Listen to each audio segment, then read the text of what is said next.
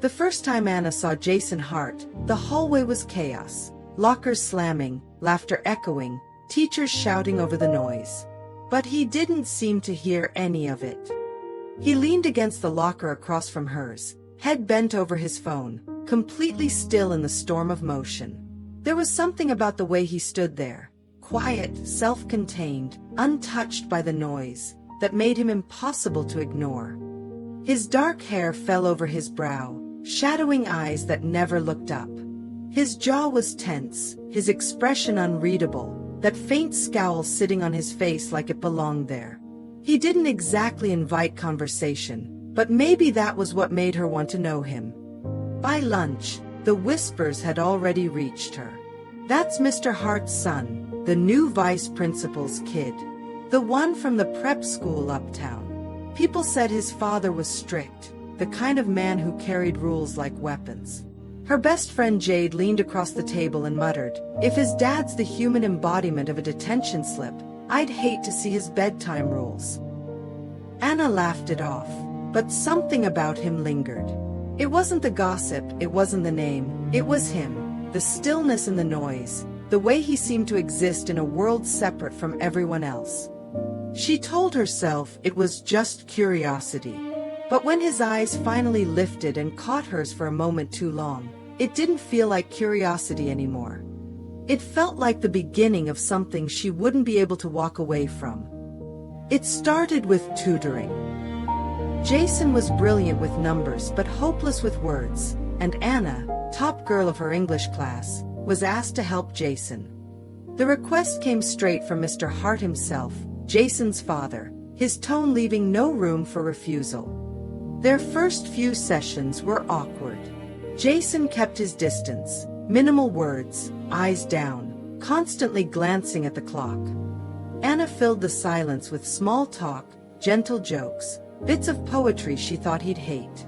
He didn't say much, but the corners of his mouth twitched when she recited Frost one afternoon. He smiled for the first time that day.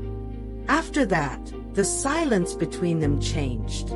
It wasn't heavy anymore, it was comfortable. He started opening up in fragments. About moving every year. About never unpacking his boxes because it didn't feel worth it. About how hard it was to keep pretending he didn't care. Anna listened. She didn't mean to care so much.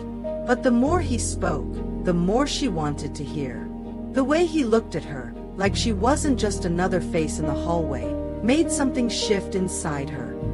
And when their fingers brushed as they passed notes, something in her chest fluttered, sharp and unsteady.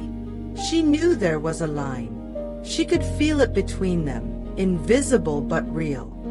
And still, with every stolen glance, every unspoken word, that line began to blur.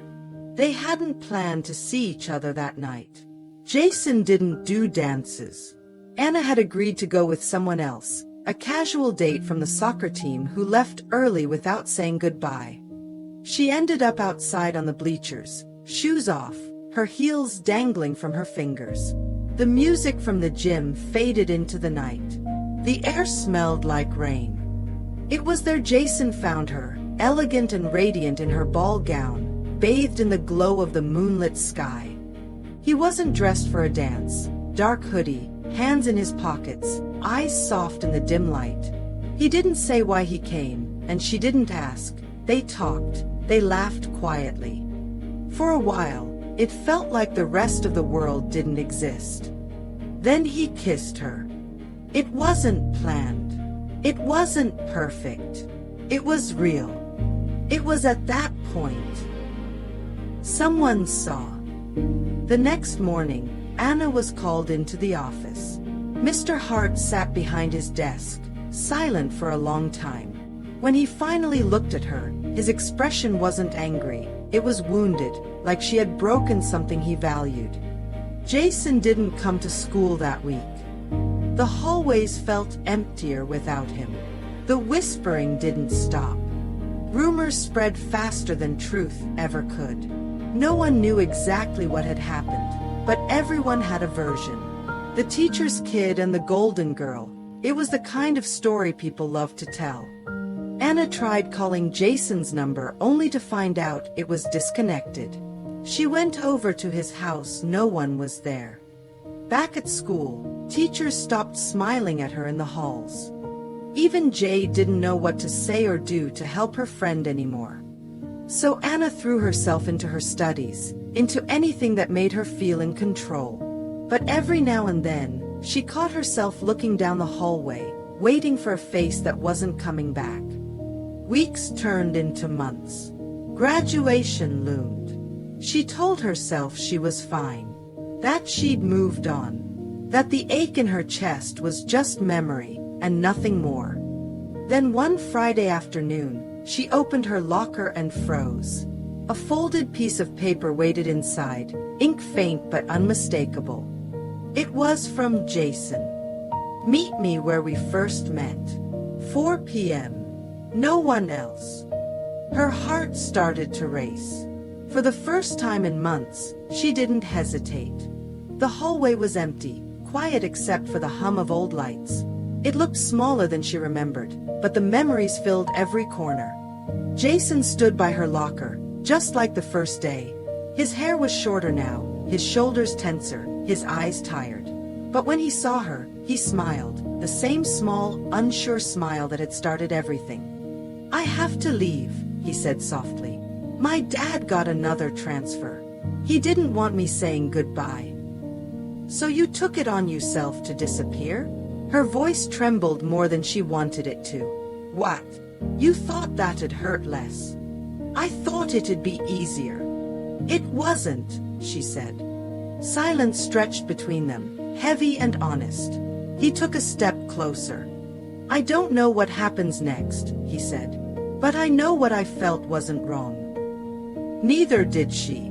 Maybe the world would never understand, but what they had was real to them, and sometimes that had to be enough. They didn't kiss this time. They just stood there, side by side, as the fluorescent lights flickered overhead. Two people caught between who they were and who they might become. And when they finally turned to walk away, Anna didn't look back. But she knew he would. Some stories don't end with answers, they end with more questions.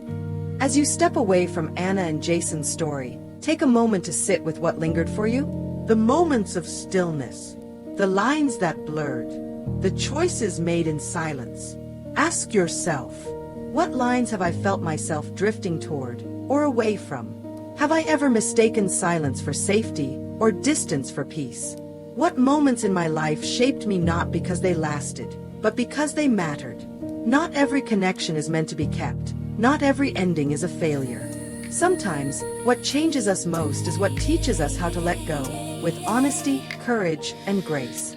Carry what resonates, release what doesn't, and trust that the choices you make, especially the quiet ones, are shaping who you are becoming. Thank you for listening. Forbidden Love was written by Malika Ezwanie and Ava Christie, produced by RK Creative Media. Copyright 2025. All rights reserved. Ezwanie Group of Companies.